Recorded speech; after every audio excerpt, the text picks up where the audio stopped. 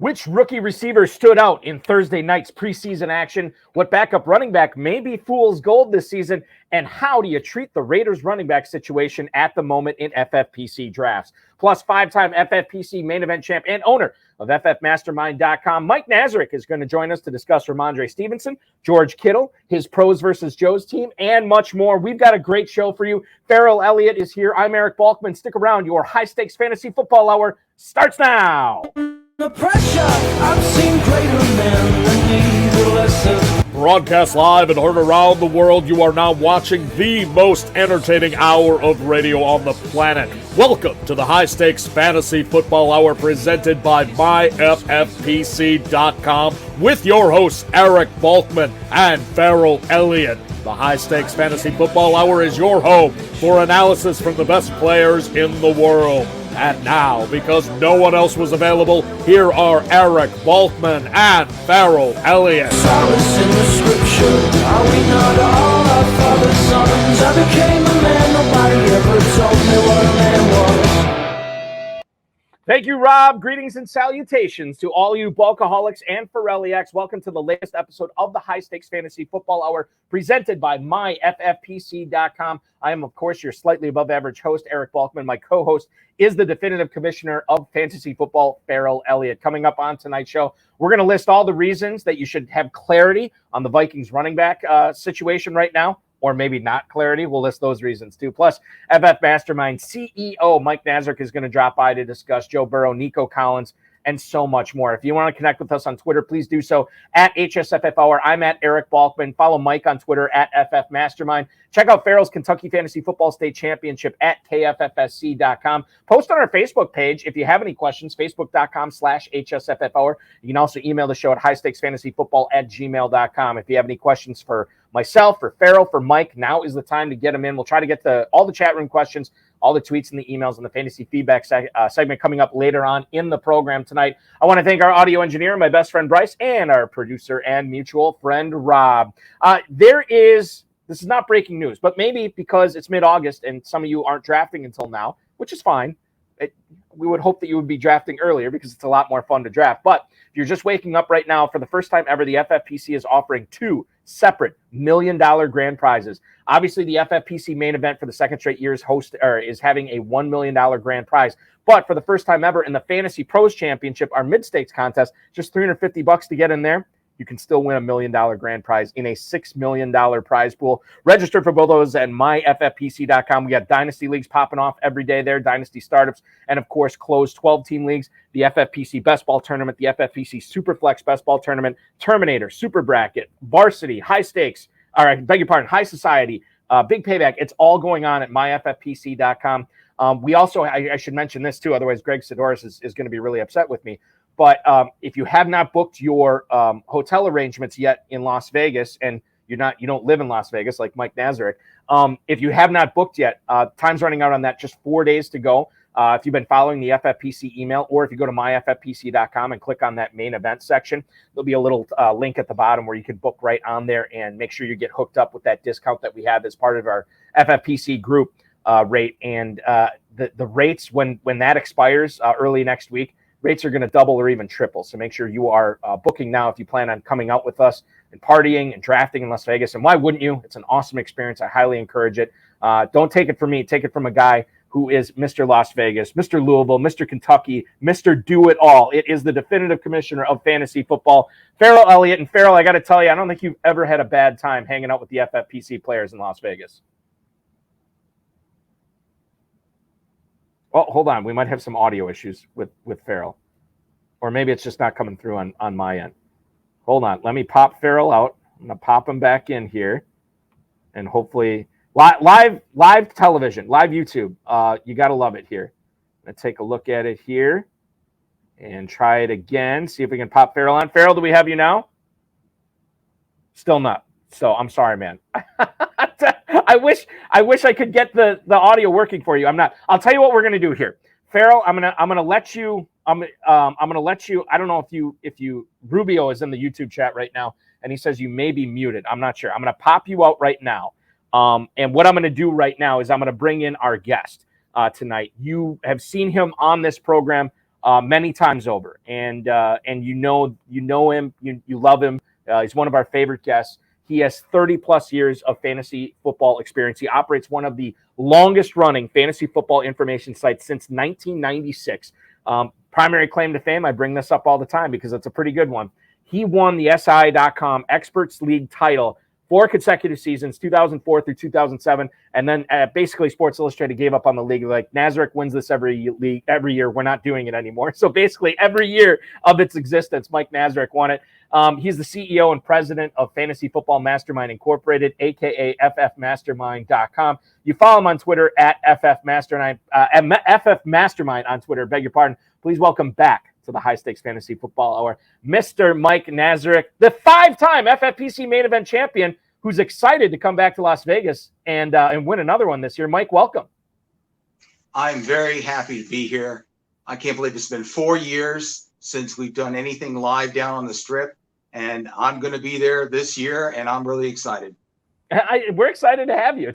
And this will be the first time in several years that you are back.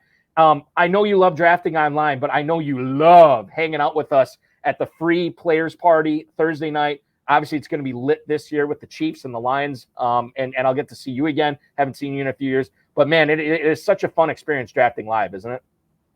Oh, yeah. You cannot beat being there with all the anticipation, all the draft areas. I mean, all these drafts going on at the same time. I really missed it the last 4 years. And we missed you, obviously. Let's get into it tonight with you, Mike. We're going to bring Farrell on in a little bit. But I do want to – I always like breaking down your pros versus Joe's draft. And this is a format that you've had a lot of success with over the years, right? You've done very well in PVJ. I've been lucky in the fact that when my players don't get injured, they do pretty well. And so, yeah, unfortunately in that regard. Well, let's talk about it here. You ended up finding out that you were picking from the 9 spot. And by the way, let's give Darren Armani some trash right off the top here. So Darren Armani, the godfather of pros versus Joes. Anytime we cite ADP on the show, it's from FantasyMojo.com, at FantasyMojo on Twitter. Darren Armani, it not only picks, he basically goes out to all the pros and Joes once they are announced to figure out which leagues you want to be in. And for the second straight year, Mike Nazarek, not only were you pitted in the same league as Chad Schroeder, but you're drafting right next to him for the second straight year. I don't know what Armani must think highly of you, man, because that is not an enviable position to be in. Yeah, I don't know what's going on there. I can tell you that I play against Darren in a dynasty league in FFPC format, the $250 league. And we almost compete in the playoffs against each other. I was fortunate to win the title last year, but he's done very well. And I don't know. It is what it is. But yeah, going against Cocktails and Dreams is a challenge. It is what it is, right? It is what it is. It is what it is. So the 9 spot, you found out you're getting that. Can you give us a little bit of an idea when you found out you're drafting 9th? You knew you were beholden to what the top 8 teams did, obviously. But who are a couple of the players you were looking at grabbing there? Did you get one of those players that you targeted? And sort of, can you tell our viewers tonight a little bit about your overall strategy drafting from the 9 spot this year? Well, things have switched, of course. Last year, people that went 0 running back did really well. This pendulum's going to swing back. I don't think it's going to be that big of a thing this year. However, when you're drafting late, a lot of the elite running backs go. So I was thinking somebody like Stephon Diggs might be there. And of course, he went a couple of picks before my pick. And then Chad took Cooper Kupp. And I believe Cooper Kupp's injury happened literally maybe 15 minutes before the draft. And I didn't even know about it. And I remember halfway through the draft, I was watching the YouTube coverage that you guys were doing of our draft. And I turned it on and you were speculating about, well, Cooper Kupp maybe slid because of his injury. And I went, what injury? So kind of interesting. But, I go with the flow. And since Kupp went and Diggs went, Eckler, I couldn't pass on Eckler. So, you got to change your strategies, be flexible, and be able to adjust the way the draft falls and take advantage of certain players when they're drafted or when they're available when they really shouldn't be available. And that was the thing too, obviously. And who did you get in the first round? You got Diggs, or did Diggs go before? No, it was Eckler. Eckler, that's right. Which, by the way, you had to know that when it got to Chad's pick at the 8, you had to be pretty happy. Okay, at this point, I'm getting Cooper Kupp or Austin Eckler. Either one of these guys, I'm good with, right? Oh yeah. I was very happy about that. In fact, I've got the draft board right up here off the side, so I can refer to it as we talk. That's a great idea. I'm going to bring it up right now. And as I bring it up, I'm going to bring in the definitive commissioner of fantasy football right now, Farrell Elliott. Hopefully we have the audio issues. Farrell, can you speak? I can speak. We got it. Beautiful. We got it. We beat technology. Awesome stuff. Glad to have you, Farrell, tonight. Very excited to have the definitive content creator in Mike Nazarek and the definitive commissioner all on one screen tonight. This is fantastic. Mike, I think we're definitive because we've been doing it so damn long that's another way. If you can hang around and do it a while, you can eventually get some compliments. How are you tonight, my friend? Oh, doing great. Glad to see you. Glad to hear you. I'm ready to talk. Let's do it. Farrell, go ahead. We got a Ramondre Stevenson question on deck for Mike Nazarek. Ramondre Stevenson. We hear this conversation about how's that going to be chopped up with the opportunities in the backfield there. And really, Ty Montgomery, Pierre Strong, who I appreciate as a player, Kevin Harris, I appreciate him as a player. These are nowhere near the players that are in the same orbit, the same stratosphere as what you're dealing with Ramondre Stevenson. Why are drafters hesitant to believe that Stevenson won't get a full load worthy of most early third-round running back picks? I don't think that people are really doubting his ability or the role there. I think it's the specter of Dalvin Cook, because everyone's thinking there's still a chance that the Patriots might sign Dalvin. But personally, for me, that ship's probably sailed, because something tells me that the Jets' offer to Dalvin Cook's probably closer to what he wants, but it's not quite there yet. And that's why he went to the Patriots. Then he took a trip for the Jets. And these running backs are just waiting to wait for an injury. We've seen a couple of key injuries happen to backup running backs, but not to the key starters. So, I think the Patriots maybe just want to, throw $1 million, $1.5 million, or $2 million at a backup. And Dalvin Cook, is expecting to get paid $10 or $11 million. So there's got to be a connection there. And I don't think it's going to happen in that regard. So if he falls to me at the 3-9 hole, I'll snatch him up. Yeah, and I'm all over that. And John Terry drops in, guys. He says, Patriots looking at Zeke. Strong did not look good yesterday. I think we're getting a little bit too hyped with who did look good and who didn't look good. Preseason games are just that, preseason for a reason. As long as the player's moving well, it's part of the process, and we are very early in it. Mike, let me ask you this about Dalvin Cook. And if you feel like there's no credence to this, feel free to tell me. Do you think that Cook just doesn't want to participate in training camp, and his price is actually going to go down after training camp's over? And then if he signs with New England, New York, Miami, or whatever, it's going to be a lot less than 10 or 11 million. Is there any credence to that at all? Because I'm kind of wondering why else he wouldn't be signed at this point. Well, I think you probably hit the nail on the head there, because I think that it goes hand in hand. He'll participate in camp if someone wants to throw 10 million at him, or maybe even 6, 7, 8 million. But I don't even think it's even 5. I'm not sure what he's going to sign for, but I'm thinking maybe something 3 million with the incentives to get 5 million. And if he's a backup or a timeshare, he's probably not going to hit those incentives. So it behooves him to stay healthy, stay home, not get in these games and risk getting injured, and see what happens, and then take the best deal that's on the table right before the season starts. What about Mike? Let's get back to your pros versus Joe's draft here. George Kittle was your selection here at the 404 from the 9 spot, and that's it's not egregious or anything, but it is about 2/3 higher than his ADP according to FantasyMojo.com for this format. Why was it important? And I guess as I look at it too, you had 4 tight ends off the board in your draft at that point. Was it important to you to make sure that you got a top 5 tight end, and that's why you drafted Kittle at the 404? What was the thought process like for that pick? Well, I also like Dallas Goedert, but the Kittle's a little bit better in my opinion, more explosive and such, and they look to him. But he also kind of tends to disappear at certain times when they like to run heavy.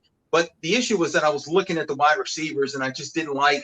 I saw a big drop off there. The guys that went right after, I just didn't view as a 4th round pick, and the guy that I ended up drafting, Terry McLaurin, in round 5 is almost on the same level as a lot of the other guys that were drafted since.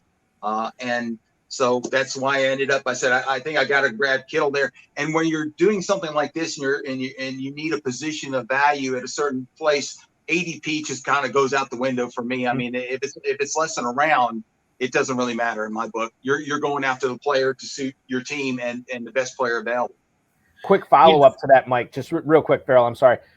Tight ends in the FFPC, I mean, you've obviously had a lot of success in the main event as well, winning at least five, maybe more at this point in your career there in the FFPC. Do you feel like you have usually gotten a top 5 tight end in your drafts, or does it just vary from draft to draft? I feel like, and we'll get to this later on, I feel like you are a really good player when it comes to letting the draft come to you. And sometimes a tight end comes to you, sometimes it doesn't. Historically, what's sort of been your thought process on drafting an elite tight end early? Yeah, I don't normally go for the guys 2, 3, 4, somewhere around there. Kelsey, of course, is going really early this year, and he probably deserves it. If I was drafting in the 9 hole in the main event, there's no way I would get a chance at him.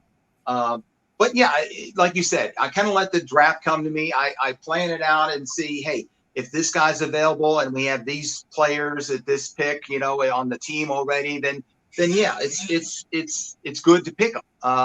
But you don't have to have a top 5 or 6 guy. There's some guys in the 5 to 10 area that I think are good value. You just have to pick and choose and make sure you're choosing the right guy. Choosing the right guy when you look at quarterback is always a key issue. For years, Mike, everybody said don't go quarterback early. That sure was disproven here in the last couple of seasons.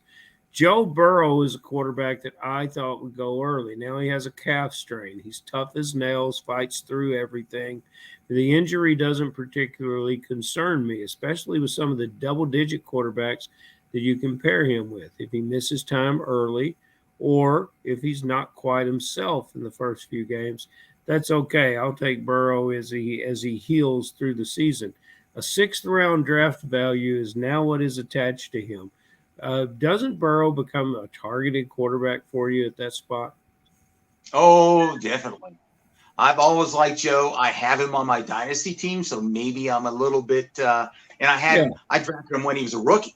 So sure. I've been through the torn ACL and all, but I mean, there's nobody more solid than this. And if you don't remember, last year he had the appendectomy, so he didn't compete at all in preseason, and he got off to a little bit of a slow start. But he ended up being a top 4 guy, and yeah, he was kind of he wasn't at the elite end status there, but he was above everyone else, and he was a big reason why I won that league. And when with the calf injury, I'm like you. There's so many weeks left before the season. And guess what? Just tonight before the game with the Bengals was on, he was out on the field running around, throwing the football, and without even a sleeve on his calf. So, they're going to be careful. He doesn't really need to take any risks in the preseason at all. They're a veteran team. They're a veteran offense. I'm not really worried about it. And the fact is that when you take somebody like this too, you make sure you draft somebody a little bit, experienced behind them and all, just in case something happens. Mike, let's look at your 10th round pick in pros versus yours. It was Nico Collins, a guy who went at the 10:04. And again, not that I want to get into the ADP here, because I know it's important to know it, as you know, but it's also important to know when to ignore it too, which I think you do a very good job with. But Nico Collins, you did draft him a little bit higher than most of the FFPC best ball drafters have selected him this season.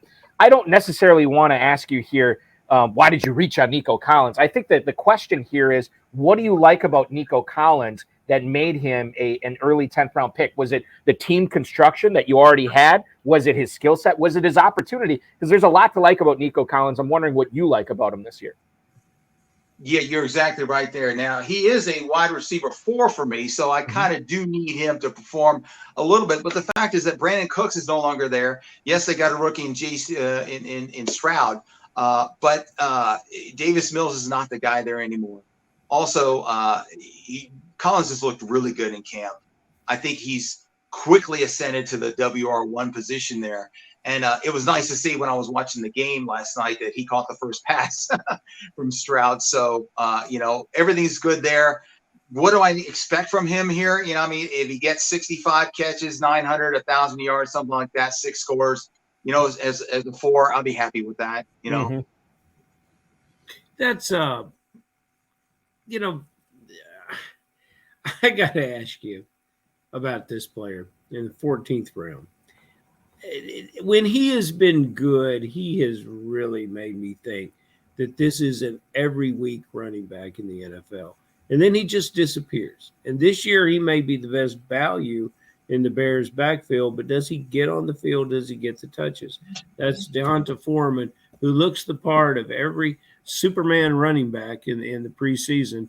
And you would think that this year might be the year. Will it be any different for Foreman with the Bears?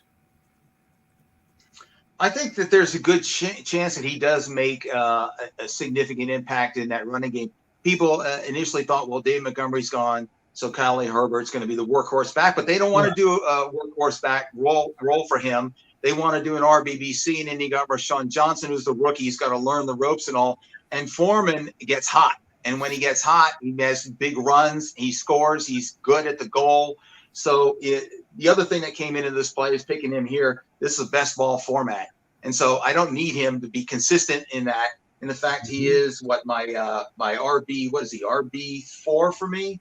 Mm-hmm. So, I want him to produce at least 2 or 3, 4 times in a year, but there's a chance he could, be used and started 7, 8, 9 times during the year. And I like what he brings to the table. Yeah. Mike, getting back to that Bears running back discussion, just overall, best ball, main event, whatever, do you think Foreman is the best value in that backfield, given how much later he's going than Khalil Herbert and Rashawn Johnson?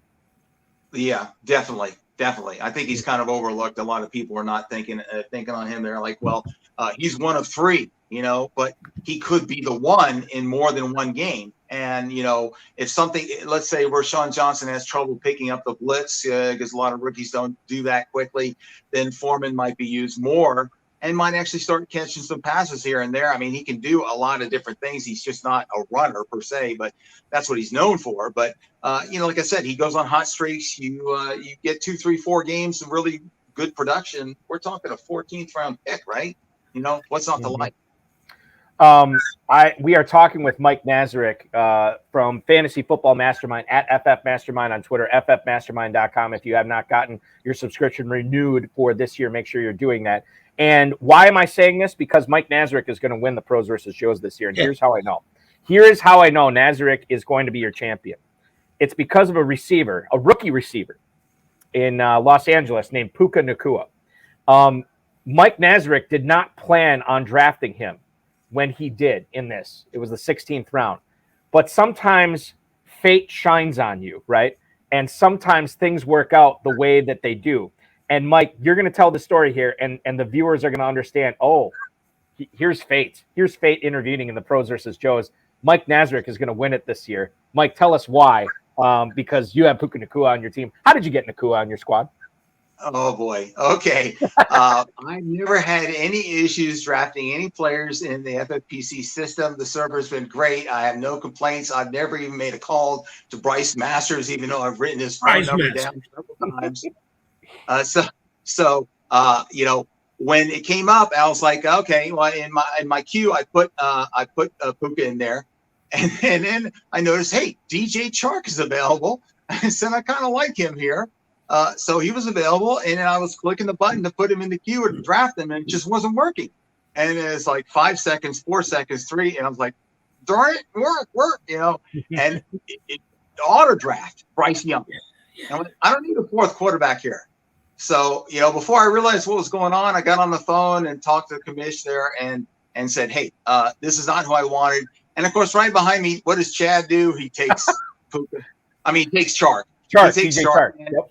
Yeah, And Chad's always been a chart guy. Always. Yep. Yeah. So I said, okay, I understand. He said, well, you can't have the guys that were drafted to 2 or 3 afterwards. And I said, okay, well, give me Puka because I want Puka then. And so they stopped everything, reversed it. They gave me Puka, and then Chad got DJ Chark, and we went on from there. But I really like the situation that he's in right there.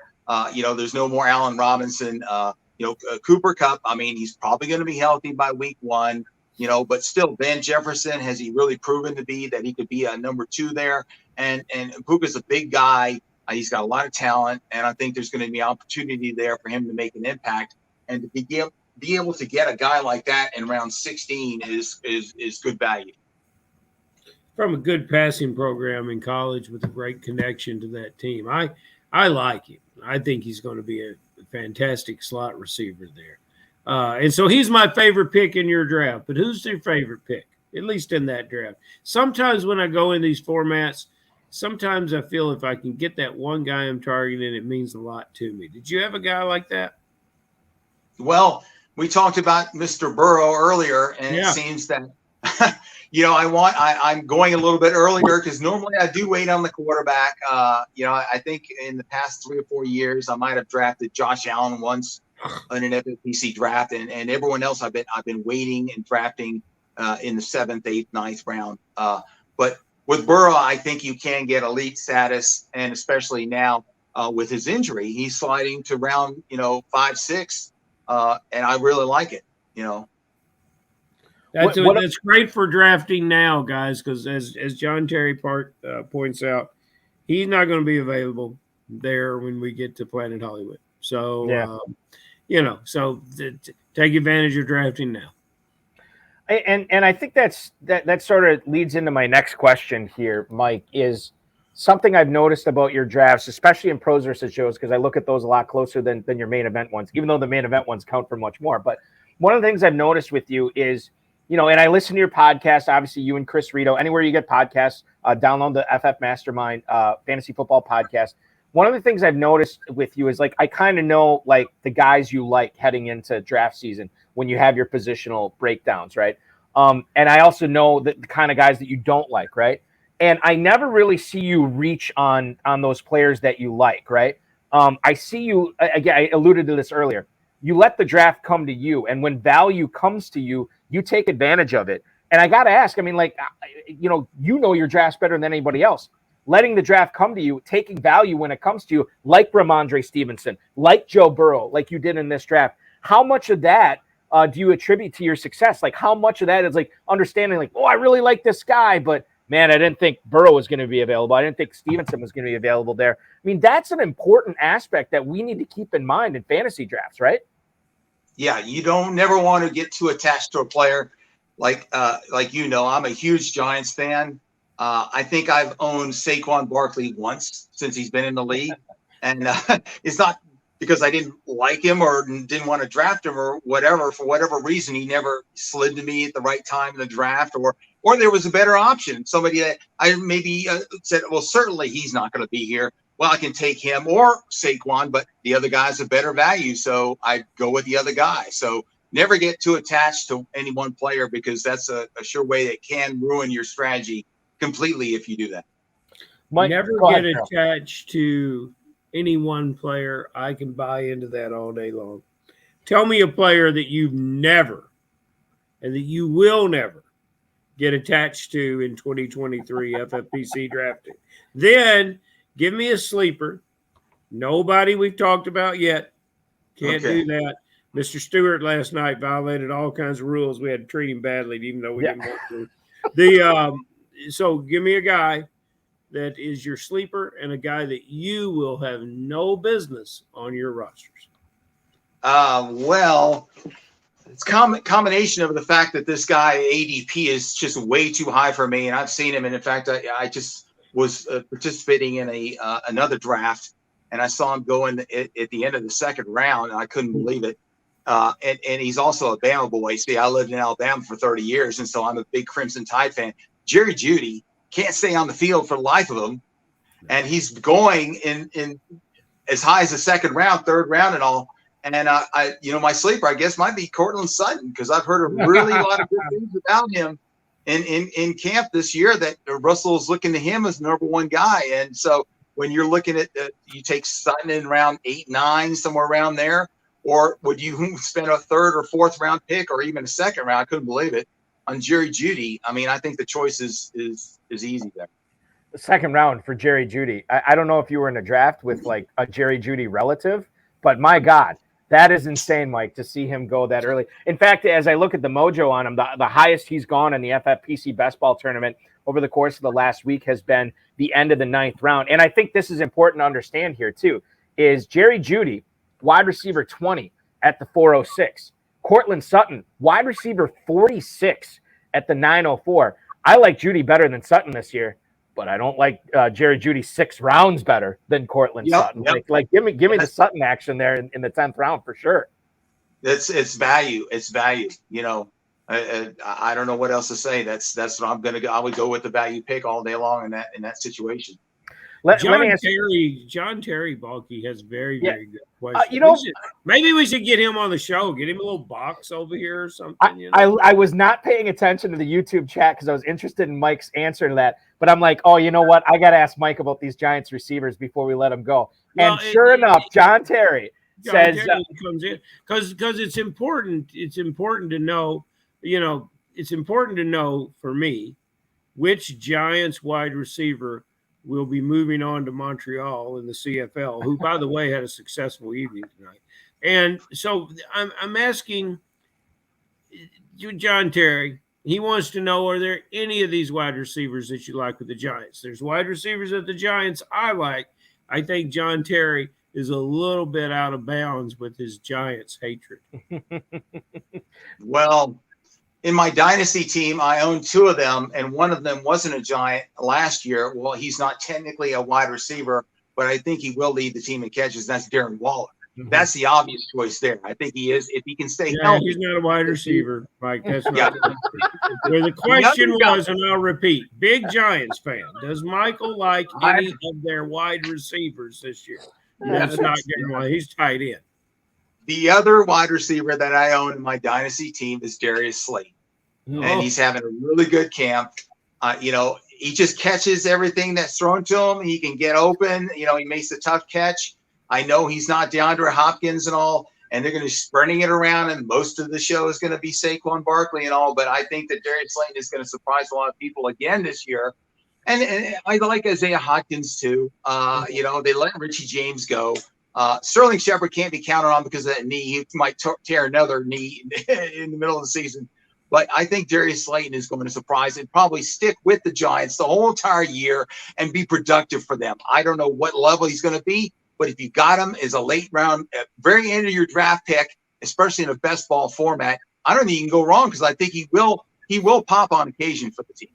Yeah, and it's wild because as we look at the Giants receivers this year, the highest one being drafted is Hodgins, but not until the 16th round, Mike. Like him. Sterling Shepard is going in the mid-19th.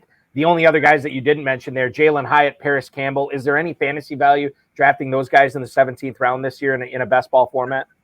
Well, I keep hearing really good things about Paris Campbell, but we heard good things about Paris Campbell when he was a Colt, and he can't stay on the field. Yeah. So, I would take somebody that can stay over the field and take Darius Slayton over Paris Campbell, I think, in every draft. Now, I'm hoping as a Giants fan that both of them do well, and that Campbell does play in the slot or catches a lot of balls in the slot from them and surprises. If that happens, then there's probably a good chance that my team's going back to the playoffs, and I'll be happy in that regard too.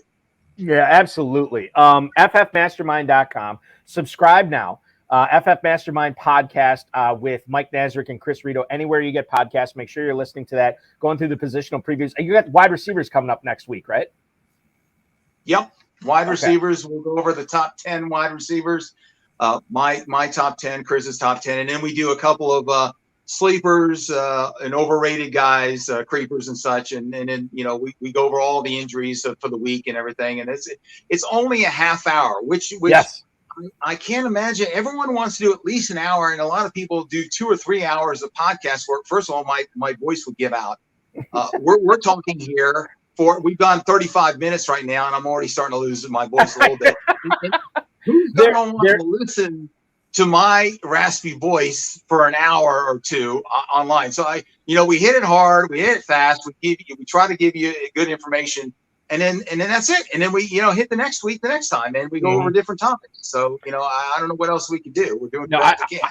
I think there is something to be said for brevity in podcasting. In fact, we're seeing some podcasts out there that used to put out mammoth podcasts are now putting out very short ones, probably copying the Fantasy Football Mastermind. Mike Nazarek has been doing it for years. Quarterbacks preview, running back preview podcasts are already out. FFmastermind.com. And Mike, I think the biggest thing for me to emphasize to our viewers tonight is you have been doing this now for 30 years or whatever I said at the top of the show. You have seen the evolution of fantasy football through standard, through full PPR, through tight end premium, zero RB, robust RB, everything. Like, you've seen it all, and you've evolved and you've rolled with it. A lot of times, and I'm not going to throw anybody under the bus, but there's a lot of content creators out there that have only been doing it for a handful of years, which there's value in that for sure. But to get a guy with your experience, I think that's the big selling point is you've seen the fads come and go. You know how to capitalize on the fads, and you know how to win at fantasy no matter what's going on and no matter how the NFL is treating players,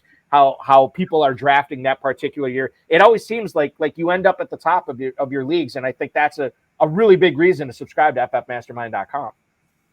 Well, we are a family, not just a company. I've been doing this for 28 years. I can't believe this. And I've been doing it for a living since 1999. I boggles the mind, but very, very fortunate that I can do this, and the fact that our subscribers are very loyal to the company, this Team Mastermind here, and we try to do our best. And I just spend all my off season just cultivating. I just focus on fantasy football. A lot of people come and say, "Well, is there a fantasy Mastermind baseball or whatever?" And I'm like, no.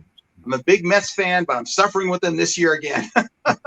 But we just focus on football, and really take the effort and time to develop projections and rankings and strategies. I appreciate that.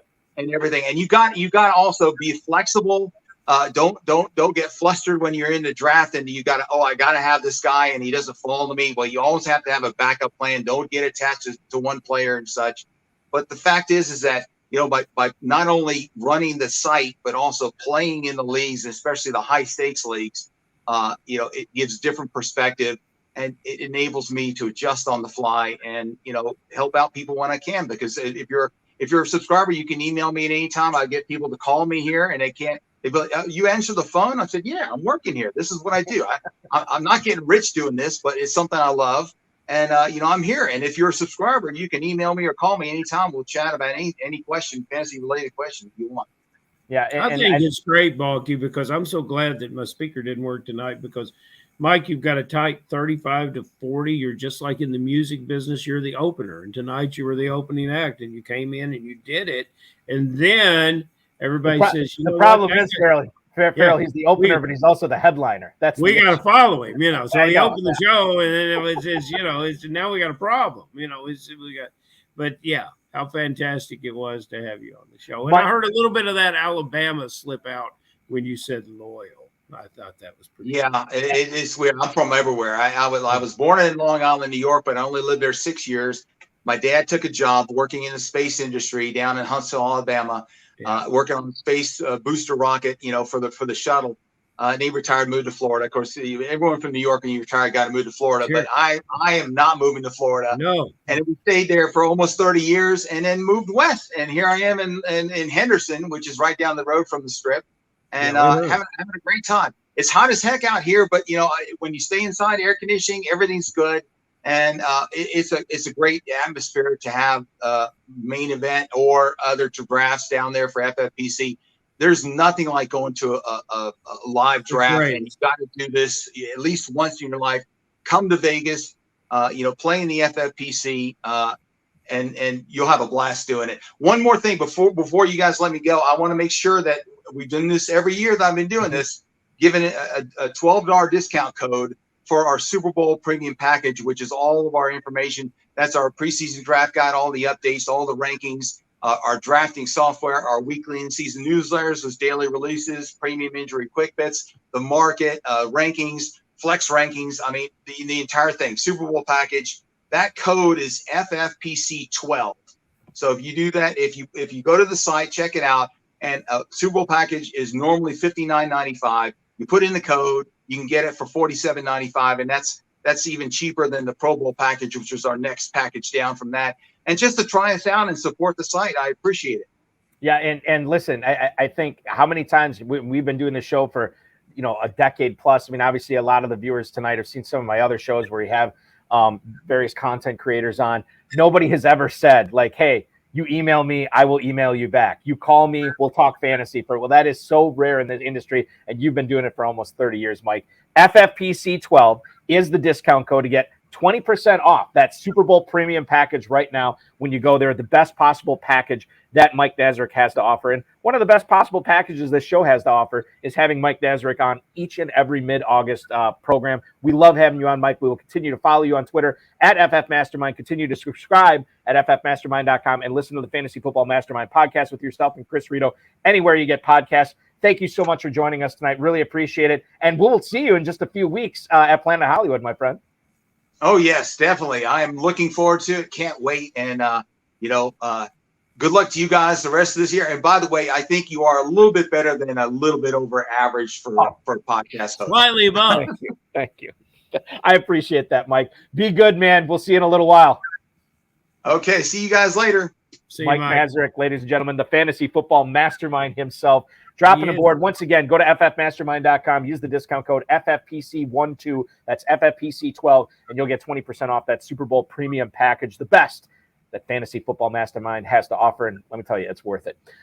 Great stuff. Farrell, I got to tell you, regardless of if your speaker worked or not tonight, Mike was going to come on right away. I called an audible right before the show started. So we were going to have him. So it worked out perfectly, which is nice because we get Mike in and out, and he can have his honey tea now to rest his vocal cords before he has to talk with all these people that are going to be calling him tonight to talk fantasy football drafts. Let's talk about what's going on. And I want to focus on, because I just watched the Packers tonight. I didn't really watch any of the other games, but I did watch the other two games last night as much as I could. And one of the guys that stood out for the Houston Texans was Tank Dell, the rookie there. D'Amico Ryans, the head coach for Houston, the new head coach, said that he's going to be an explosive player for the Texans this year, according to NBCSports.com. Dell, I want to say it was like 5 for 65, something like that. He caught a touchdown, which was kind of fluky. It was a really good catch, showed great concentration on that catch, obviously. But Tank Dell, a guy, and I'm going to shift over the ADP. I'm going to switch over to the Fantasy Pros Championship ADP. And obviously, this is over the course of the last 3 days. So Tank Dell is not going to be going as high as he probably will after last night's performance. But he was an 18th round pick. This is a guy that you can get as your number 6, your number 7 receiver. How much are you moving Tank Dell up your draft boards now, Farrell, after what you saw last night? Well, we don't have to move him up, Balky, because I think about 5 weeks ago we were very positive on him. Mm-hmm. Now, let's tap the brakes a minute. Tank Dell is about 5'8", what the scouts like to call 5'0", 160 nothing pounds. He is playing in a place with a rookie quarterback. He's got a very, very small catch radius. He's in a division which features significant physical defensive back. So he might be able to catch the ball underneath at the slot, and he can do a few things with it. We're not going to see him do much downfield work, and I'm not sure that body can hold up like what you might expect from other slot receivers. So he's not going to be a volume guy. He is a fun story, and I root for him. And, he's got a nickname Tank with those measurements because of the size of his heart and the way he plays. But, he's going to tank your fantasy team too. So, be careful. Even if you draft him that late, though, Farrell. Okay. 1 or 2 games, you might get lucky. Somebody, a hole opens up and he hits it and off he goes. But, that can happen with a lot of players. Where is Curtis Samuel? Curtis Samuel. That is, I thought about bringing Curtis Samuel. I thought about bringing him up on the show tonight, but I was like, you're going to give me the Irv Smith treatment on Curtis Great Samuel. minds think alike. I'm not going to bring him up, but I will now. Now that you're leading, you're setting me up for it. He's going just behind Tank Dell. Tank Dell's wide receiver 82 at the 1801 in the Fantasy Pros Championship. Okay. Curtis Samuel's wide receiver 84 at the 1803. Basically, 2 receivers and 2 picks behind one Tank Dell is Curtis Samuel. In the last 4 years, and Samuel's only played 3 of them. I think these numbers are correct. He has 24 touchdowns. Tank Dell will struggle getting 24 touchdowns. It's going to take a lot of years. So there's a player to take a shot on late who can do multiple things and has the physicality to do it. I think, Curtis Samuel rushes for 200 yards a year. We can't do that to Tank Dell. What about, I just thought of this now, and perhaps it's because the Texans also drafted Kiki QT. Do you see any similarities between Dell and QT? Because QT was a guy that really climbed up draft boards. People thought he was going to be a PPR machine, and it never really materialized. I know injuries played a part in that as well, and I know he just got released by some NFL team. I can't remember who. You see any similarities between Dell and QT? I would like to identify the player.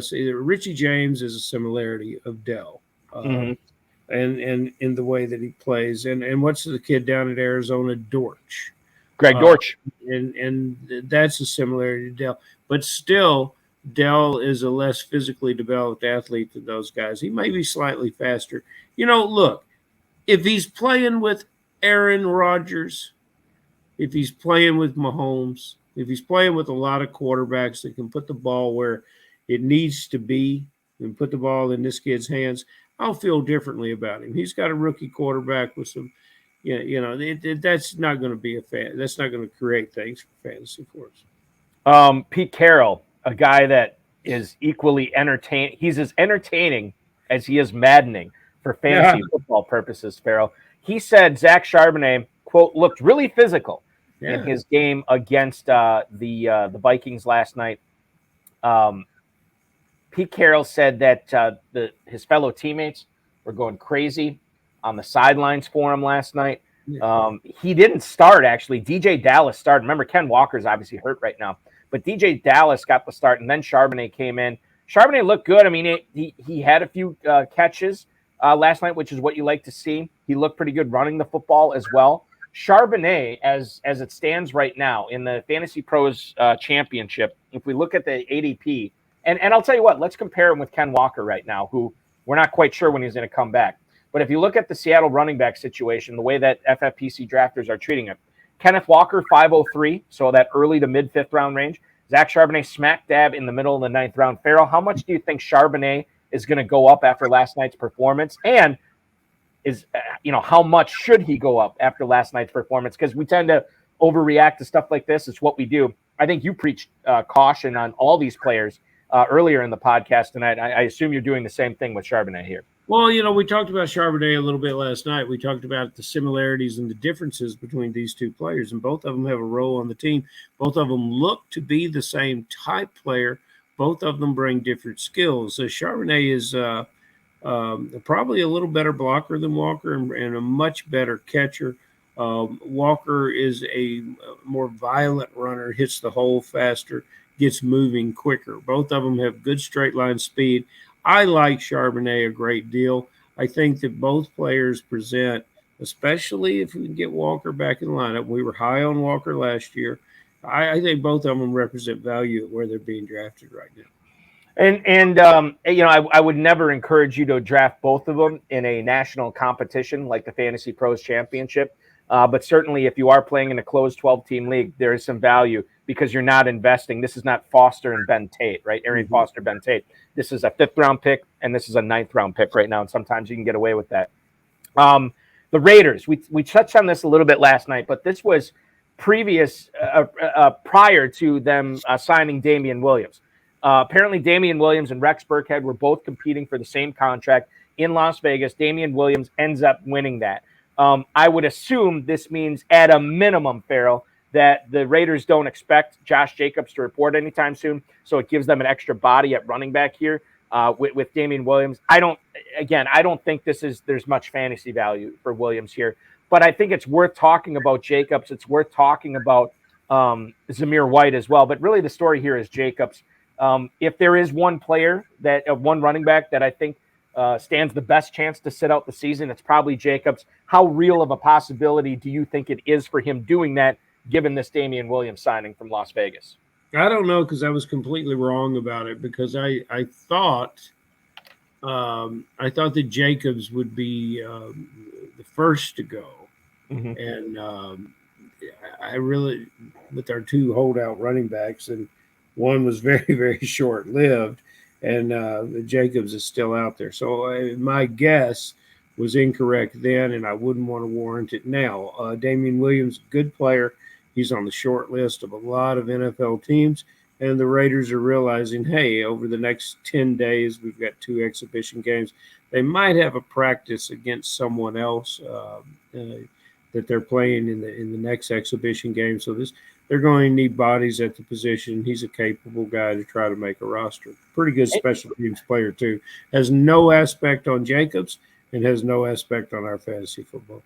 And obviously none on Zamir White as well, right? No. Do you let me just bring up the ADP for Jacobs, because this is such a hot button issue for a lot of people right now.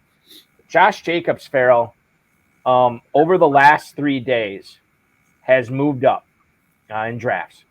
You're looking at him at the late 3rd round. Went as late as the 6th round within the last 3 days, but 3rd round, 310 on average right now. Now, running back 11 is where he's going. To give you some context on this, running back 11 is in the Jahmyr Gibbs, Najee Harris, Breece Hall, Joe Mixon territory. And forgive me if I asked you this already, but is Jacobs a guy that's worth rolling the dice? Last year's NFL rushing leader, worth rolling the dice at the end of the 3rd round, or is a guy like you who's going to be drafting in the main event, so on and so forth, waiting on him even more past that? I like those other players, but if I'm in a group of 12 that are 11 other guys that have like-minded to me, there is a time that I will pull the trigger and try to live with his availability issues. And if it, I've won some leagues before where I've lost, early single-digit draft picks, 4, 5, and 6, and gone on and made a year out of it. And the upside there is so fantastic if he were to return. I was in I'm still in a Kentucky main event slow draft right now, and this is what I mostly love slow drafts, but sometimes they work against you. And I had made up my mind, Farrell, last night, prior to the Vikings game, that when it came back to my next pick, this would have been in the 15th round, I want to say. I have to look at this here. 17th round. I was going to be taking Ty Chandler. That's who my pick was. Okay. 2 picks before I had the chance. And right during that Vikings Seahawks, Ty Chandler went off the board. And it stinks because if they wouldn't have been playing then, I think he would have dropped to me. But the guy who ended up picking him was on the clock, and he had the advantage of taking Ty Chandler. I thought he looked good last night. In fact, Kevin O'Connell said he used the phrase jumped out, referring to Ty Chandler, according to the report in the Star Tribune today in Minneapolis. Chandler started the game. Obviously, Alexander Madison sitting out 60 yards on 15 touches. Now, he did not play last year because of a hand injury. My co-host for my Northeast Wisconsin local radio show here, he's a big fantasy football guy as well. Farrell, he loved Ty Chandler last year, and it's kind of rubbing off on me. I looked at him last night. I thought he was pretty good, and it seems like he has separated himself from the other cat in Minnesota right now, Dwayne McBride, the rookie 7th-round pick. In fact, there are 14 running backs going between them right now, and it's about a 2-round difference in ADP. I'm starting to like Ty Chandler, and I think after what we saw last night, he's going to move up the draft board, and I think I'm still good with him as a 15th, 14th, even a 13th-round pick. Where do you stand on Chandler specifically, and then maybe throw in the Dwayne McBride aspect as well? You can be there. They installed McBride as the number 1 kick returner. They want to get him on the field and see what he can do. Chandler is shifty. He's a good cutback runner. He caught 4 balls last night, which is a very good sign. The affection and imagination of our drafters for the number 2 running back position in Minnesota knows no equal. We've lived through Madison, and now we will live through Chandler. Perhaps he will mimic Madison and always do well against the Detroits. But, don't overpay for him, Bucky. You said where he's going. You said you could pay a couple rounds more. I think that's worthwhile. Other than that, I think you've got a pretty good second year, but first year on the field, good college player running back with still a great deal to prove. I think you're right, and again, we don't want to get too excited about these players, but what we saw last night I really liked from Ty Chandler, and certainly a guy I'll be paying attention to as an injury away type guy late in my drafts. We got a question from the chat. Dylan in the YouTube chat right now is in a keeper league. He has the opportunity to give up his second round pick for Travis to keep Travis Kelce, or he can give up his 5th round pick to keep Jalen Waddle. Farrell, I love me some Travis Kelce. He gives you the opportunity to have a massive advantage at tight end every week. Keeper league is a little bit different. I love Waddle. I love what Miami's doing down there and the fact that you get 3 rounds of value. Right now in the FFPC, Kelce's an early first-round pick this year, but Waddle's still going in the second round. So I think I would rather I'd rather take advantage of the 3 rounds of value and give up my 5th round in order to keep Waddle on my squad. Where do you stand on that? I'll give up that second round, take Kelce, win this year, and not have to worry about it. Oh, okay. Yeah, because what's the most important year in any dynasty league? It's this year, right? And I think that's the way to look at it. So I wish we could come to a consensus here for you, Dylan. We just can't. I'm sorry about that. We are about out of time here, Farrell. I want to talk about the Kentucky Fantasy Football State Championship right now. At kffsc.com is where to register. Now, anytime I go on there, I'm looking at the main event in Louisville and in Cincinnati, and the red is growing more and more prevalent. There are precious few spots in these live main events, both in Cincinnati and Louisville. So make sure you're getting in on those when you can. And the live event, I believe, in Cincinnati starts Sunday the 20th. So we're only 9 days away from that. Right. And we're about 2 weeks away from me hanging out with you. But 2 weeks exactly from me hanging out with you in Louisville this year as well. That's fantastic, Bucky, and appreciate you bringing it up. And for the listeners that aren't coming live, we've got an active online presence. They've sold rather quickly. There's a lot of room in the onlines between when we draft the week of our main events between Cincinnati and Louisville, and then our week as we build up to head to Las Vegas will be very active for us online. And so we invite you to participate in the league that way.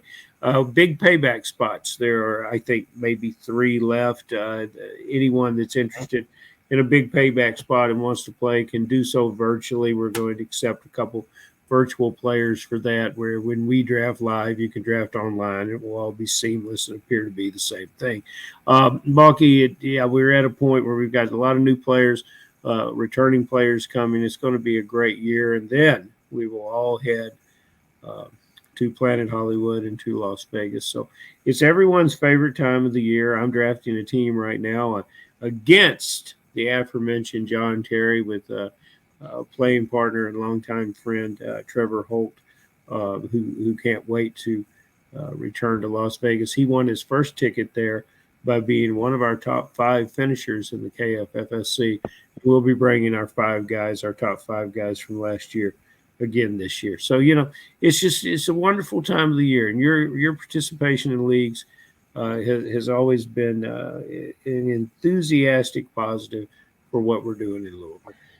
People ask me a lot because I commission a lot of online FFPC drafts, and people say to me, "Oh, you must hate fantasy football drafts because you look at them all the time." And what I always say to that, number one, if I hated fantasy football drafts, I wouldn't be commissioning online drafts. And number two, as sick of it as you might think I am, I love my Kentucky weekend in Louisville, that last weekend in August every single year. Draft as much as I can, see all these guys that I never knew prior to Kentucky, and now I'm really good buddies with a lot of them, and I love it. It's a fantastic weekend. I can't get enough of it, and I hope to see all of you viewers in Kentucky this year, and of course, and in Las Vegas as well. KFFSC.com is where to go register for those. I just did check. There's 3 spots left in 2 different big payback leagues. One needs 1 spot.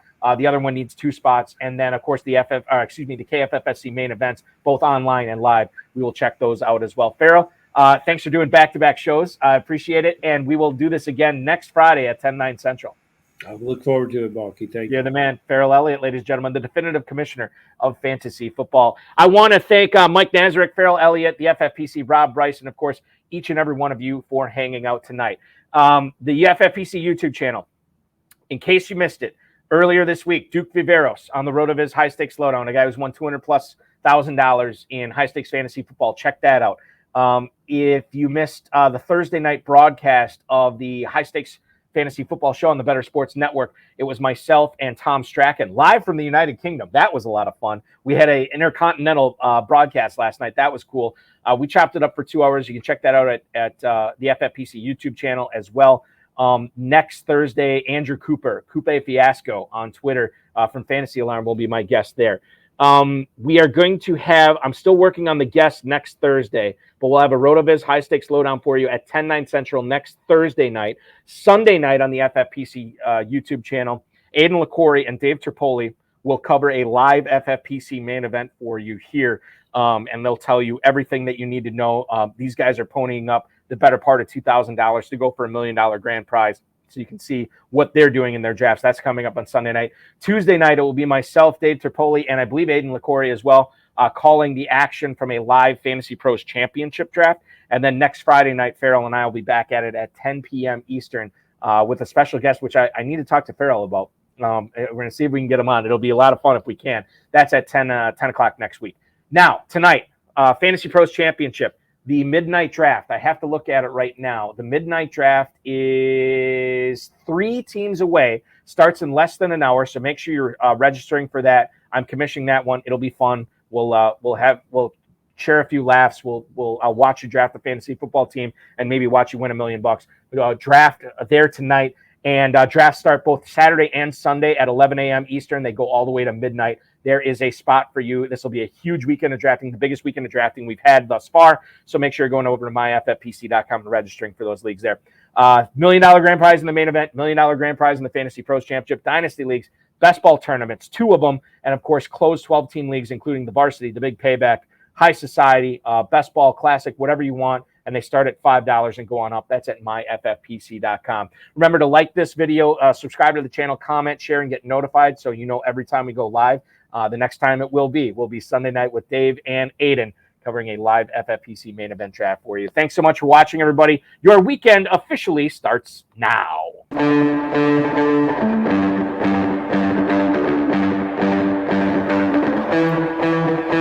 This has been another episode of the High Stakes Fantasy Football Hour presented by myffpc.com.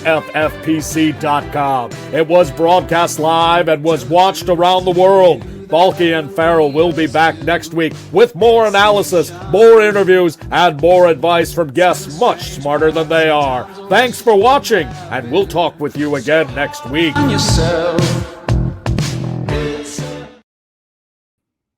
Last thing I'll bring up tonight, I know it's always exciting watching watching NFL football, even though it's preseason.